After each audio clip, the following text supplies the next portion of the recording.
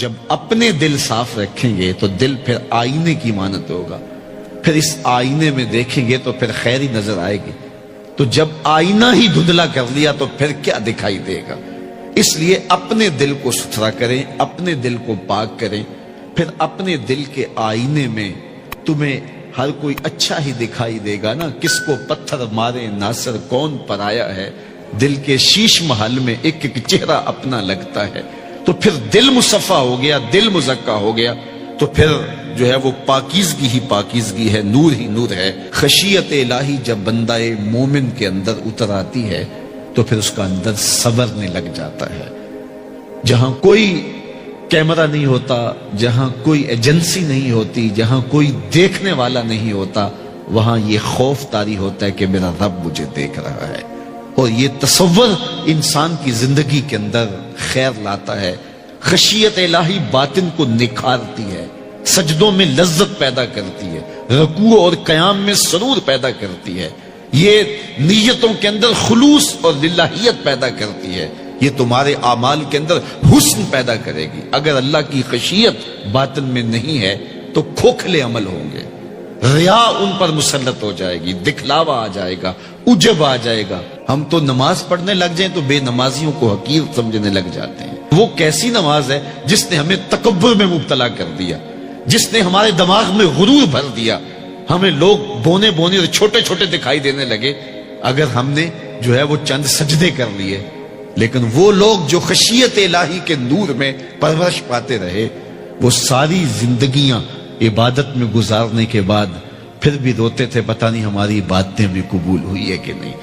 حضرت سری سختی رضی اللہ تعالی عنہ دن میں کئی بار آئینہ دیکھتے تھے اور اپنے چہرے پہ ہاتھ پھیر کے دیکھتے تھے، کہیں میرے گناہوں کے سبب سے میرا چہرہ سیاہ تو نہیں ہو گیا۔ حضرت جنید بغدادی کے سکے ماموں لگتے ہیں، فرماتے ایک دن حضرت سری سختی نے مجھے نصیحتیں کی، ایک نصیحت کی تو میرے پاؤں تلے سے زمین نکل گئی۔ کہنے لگے بیٹا جب میں مر جاؤں تو مجھے بغداد سے باہر دفن کرنا۔ تو میں نے کہا کہ حضرت لوگ تو بغداد میں دفن ہونے کو ترستے ہیں، تو آپ کہتے ہیں مجھے بغداد سے باہر دفن کرنا؟ تو حضرت سری سختی رضی اللہ تعالیٰ عنہ فرمانے لگے کہ اے جنید میں ڈرتا ہوں میری بدعمالیوں کی وجہ سے بغداد کی مٹی مجھے قبول کرنے سے انکار نہ کر دے۔ یہ وہ لوگ تھے تتجافا جنوبہم عن المضاجع، جن کی کروٹیں خوف و طمع میں بستروں سے الگ رہتی تھی اور اللہ کو پکارا کرتے تھے، راتوں کی تنہائیوں میں اٹھ کے راتوں کو آباد رکھا کرتے تھے۔ حضرت شیخ سعدی نے لکھا ہے کہ مطاف میں ایک شخص کنکروں پہ پیشانی رکھ کے رو رہا ہے اور کیا کہتا ہے، اللہ مجھے معاف کر دے نہیں تو قیامت کے دن نابینا اٹھانا، تیرا کیا تیرے بندوں کا سامنا نہیں کر پاؤں گا۔ اتنے درد سے روتا ہے کہ سینے میں دل ڈولتے ہیں۔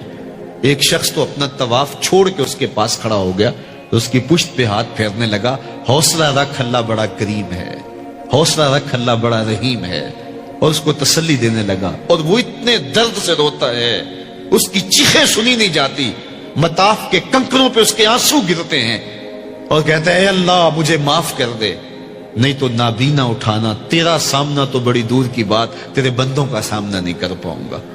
تو اس شخص نے طواف چھوڑ دیا اور اس کو تسلی دینے لگا۔ تھوڑی دیر کے بعد وہ شخص جانے لگا، چہرے پہ اس نے پردہ اڑا ہوا تھا۔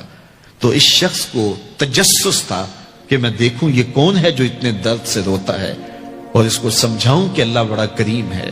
تو وہ اس کے پیچھے چل پڑا۔ تو جب اس شخص نے نقاب سے پردہ اٹھایا تو اس شخص کی چیخیں نکل گئیں، فائزہ ہوا الشیخ عبد القادر جیلانی۔ تو یہ زاروں کے تار رونے والا شیخ عبد القادر جیلانی تھا۔ آج پیر کہتا ہے کہ میں تمہیں بخشوا دوں گا، ضمانت فراہم کر رہا ہے۔ یہ حضرت غوث اعظم رضی اللہ تعالیٰ عنہ یہ خشیت، یہ عاجزی، یہ نیاز مندی اللہ کے حضور پیش کر رہے ہیں۔ جب تک خشیت کا یہ عالم بندے کو اوپر طاری نہیں ہوتا اتنی دیر تک اس کے عمل اس کے اندر عجز پیدا نہیں کریں گے، عجب پیدا کریں گے، ریاکاری پیدا کریں گے، تصنع پیدا کریں گے، وہ لوگوں کو حقیر سمجھنے لگ جائے گا۔ اور اس کائنات میں اس سے بڑا کیا جرم ہو کہ کوئی کسی کو حقیر سمجھے؟ تو کسی کو حقیر مت سمجھو، اپنے اعمال کا کیا یقین ہے کہ وہ قبول ہوئے ہیں کہ نہیں؟